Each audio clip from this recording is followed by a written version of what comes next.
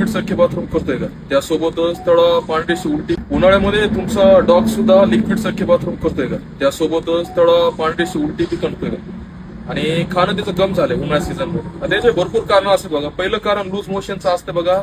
उन्हाळ्यामध्ये बॅक्टेरियाचं प्रमाण भरपूर वाढलेलं असतं, इन्फेक्शनचं प्रमाण भरपूर वाढलेलं असतं. त्यामुळे तुमचा डॉग ह्या इन्फेक्शनच्या जाळ्यामध्ये कधी येईल तुम्हाला माहिती होत नाही. त्याची कारण भरपूर आहे, जसं की अस्वच्छ पाणी पिणं, नाही का, खराब भांड्यामध्ये तुम्ही तुमच्या डॉगला खायला देत असाल तर हे भरपूर असे कारण आहेत त्याचे.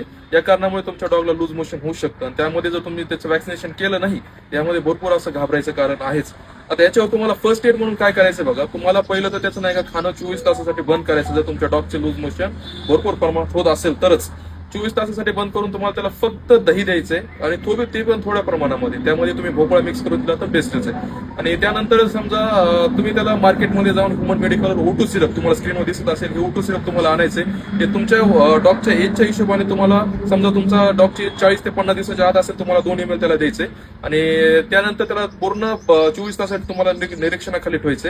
आणि 24 तासानंतर सुद्धा तुमच्या डॉगची लूज मोशन थांबली नाही तर तुम्ही जवळच्या जवळ जेवढ्या लवकर होईल तेवढ्या तुमच्या जवळच्या डॉक्टरला व्हिजिट करा, त्याची चेकअप करून घ्या. आता समर सीझन आहे, तुमच्या डॉगला भरपूर असं प्रेम करा, भरपूर अशी त्याची काळजी घ्या. अधिक माहितीसाठी आपल्या मराठा चॅनलला संपर्क करा, जिथं प्रॉपर गाईडन्स सोबत पप्पी सेल केला जातात.